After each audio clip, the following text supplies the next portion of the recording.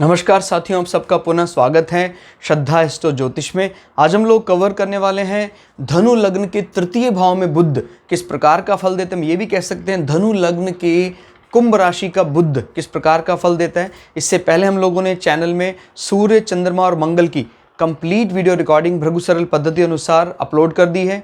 कोई भी व्यक्ति सूर्य से लेकर राहु केतु तक 9 के 9 ग्रहों का 12 अलग अलग लग्न की अलग अलग राशियों में फल को जानना चाहता है, चैनल को सब्सक्राइब कर सकता है। बेल आइकन को दबाएगा तो जो भी टाइमली अपलोडेशन हो रहा है वो आपको मिलता रहेगा। मेरा नाम है सनत कुमार वाजपेयी। 15 सालों का अनुभव है मुझे साइंस एंड एस्ट्रोलॉजी में। हमारे बारे में और अधिक जानकारी के लिए सिंपली गूगल करें, सनत वाजपेयी लिखें, आपको हमारे बारे में कंप्लीट इन्फॉर्मेशन, मेरा एजुकेशनल बैकग्राउंड पता लग जाएगा। तो शुरुआत करते हैं आज की इस क्लास का।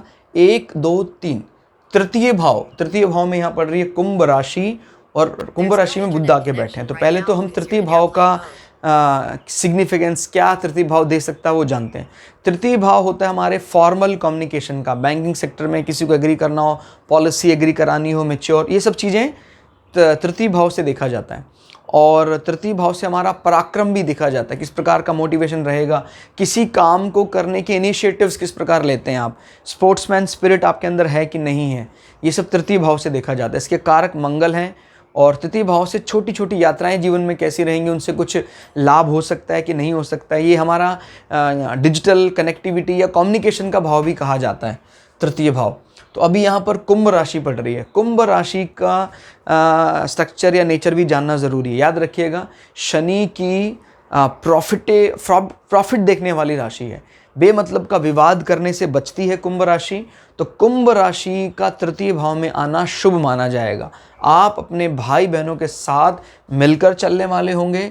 किसी भी बात का बुरा आपके भाई बहन आपकी बातों का नहीं मानेंगे। याद रखिएगा, अगर यहीं पर शनि की 10वीं राशि माने मकर राशि पड़ती तो कंडीशन इतनी फेवरेबल ना होती जितनी कुंभ राशि में।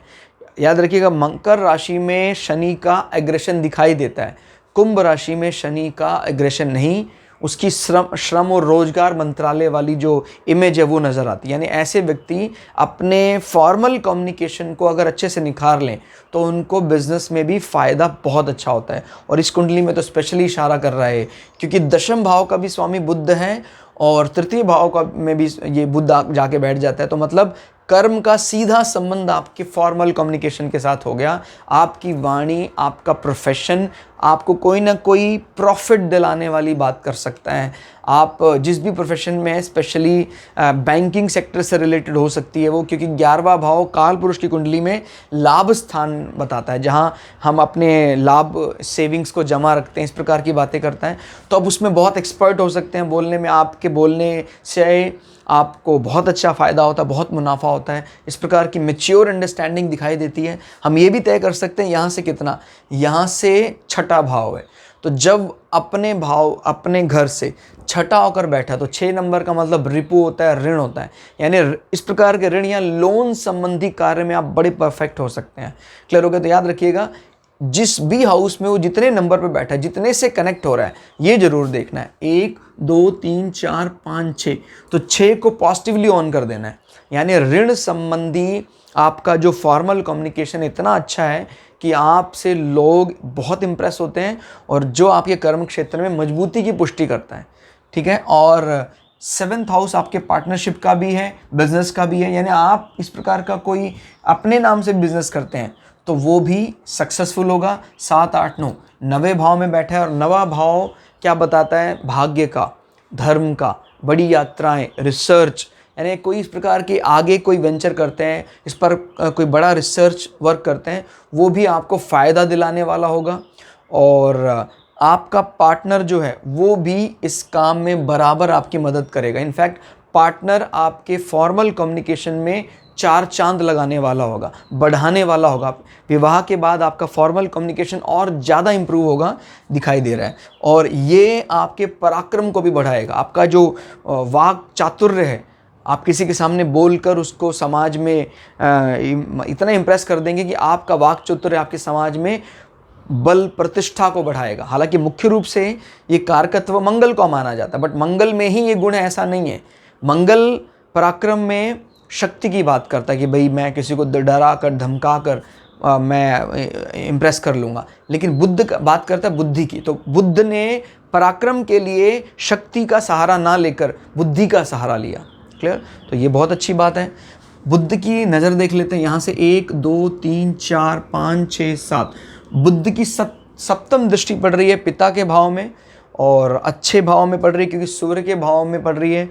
बुद्ध और आपको पता है सूर्य के बीच में कितना अच्छा बुध आदित्य योग बनता है। तो जब बुद्ध कभी भी सूर्य के यहाँ देखता है तो आत्मा और बुद्धि के मिलन की बात होती है, जो बड़ा ऑस्पिशियस माना जाता है। चाहे इसमें सूर्य बैठे हों चाहे नहीं बैठे, लेकिन सूर्य का घर तो है, तो ये कदम तो बुद्ध ने चल ही दिया है। तो आपके पिता के साथ भी आपके संबंध बहुत अच्छे होंगे, और इन संबंधों को अच्छा रखने में बुद्ध हमारे घर में छोटी बहनों को भी बताता है, लड़कियों को बताता है। तो इन संबंधों को अच्छा रखने में आपकी छोटी बहनें बड़ी मदद करें। कभी भी आपको लगे कि मेरा भाग्य रुक रहा है, कमज़ोर पड़ रहा है, छोटी बहनों को एग्री करो, या कोई भी कन्याओं को आप भोजन कराएं, आपका 9th हाउस बहुत स्ट्रांग हो जाएगा। धर्म संबंधी कार्य में आप अपने बहनों को जरूर इन्वॉल्व करें। क्लियर होगा? कभी इस प्रकार की कोई यात्राएं भी आप उनको करा सकते हैं तो बहुत फायदा, because 9th house related to धार्मिक यात्रा, तीर्थ यात्रा को रिप्रेजेंट करता है। तो अगर पिता के साथ छोटी बहनों को भी इन्वॉल्व करके आपको इनको तीर्थ घुमा ले, तो आपका ना सिर्फ 3rd हाउस, आपका 9th हाउस भी मजबूती से आपका साथ देगा। क्लियर हो गया? तो कई बार वो, जैसे मान लीजिए सूर्य कमज़ोर पड़ रहा है, तो बुद्ध से इसका सहारा बनाया जा सकता है। क्लियर हो गया? तो 9th हाउस जिसके कारक भी माने जाते हैं सूर्य का ही नंबर पड़ रहा है, यानी ऐसे व्यक्ति के जो पिता होते हैं बड़े प्रतापी होते हैं और अच्छा उनका जो थाट बाट देखने वाला होता है। बस सिर्फ सूर्य अच्छा होना चाहिए। देखिए नेचर में तो हमेशा वो रहेगा ही रहेगा, लेकिन अगर सूर्य अच्छा होगा तो जो उनके नेचर में वो उनको मिल भी जाएगा। अगर मान लीजिए सूर्य खराब है, तो नेचर में था तो ठाट बाट, लेकिन उनको वैसा नहीं मिल पाया, तो वो चिड़चिड़ा हो जाता है फिर। क्लियर होगा? तो ध्यान रखिएगा कि जब उससे संबंधी जो उनको बाय डिफ़ॉल्ट पसंद था वो नहीं मिल पाया, मतलब वो ग्रह फेवरेबल नहीं हो पाया। तो अगर सूर्य इस कुंडली में अच्छा हो जाता है तो इसका मतलब पिता तो थे ही वैसे, अब पिता को मौका भी मिला वो चीज़ें दिखाने का। क्लियर? तो कई कुंडलियों में जहाँ नीच भंग होता है तो वहाँ पर ऐसे ही होता है कि हमारा एक सोच का नज़रिया होता है, लेकिन हम वो पूरा नहीं कर पाते हैं। लेकिन एक उम्र के बाद जो हमारी सोच इस प्रकार की थी, मैं एग्रेशन या मैं पोलाइटनेस या मैं ऐसा किसान फैमिली में नहीं पैदा हो, लेकिन किसान की तरह उसकी सोच थी कि यार मेरे भी काश खेत होते, मैं भी इस प्रकार की खेती कराता। तो वो अगर कुछ लैंड संबंधी मंगल जैसे प्लैनेट मजबूत स्थिति में नहीं है या नीच के हैं, बट एक उम्र के बाद वो नीच भंग हो जाता है, तो हो सकता है आपको भी एक अच्छे किसान, एक अच्छे लैंडलॉर्ड की तरह आपको ज़मीनी जो हक हासिल हो और आप बाद में डायरेक्टली या इनडायरेक्टली खेती में इन्वॉल्व हों। तो ये सारी इच्छाएं जो मन में रखी हुई हैं ये पूरी हो सकती हैं जब उन ग्रहों का स्टेटस कुंडली में फेवरेबल हो। तो दोस्तों आज की इस क्लास के इतना ही, मिलते हैं अगली क्लास में। तब तक के लिए जय श्री भृगु पराशरा, जय श्री शुक्राचार्य, नमस्कार।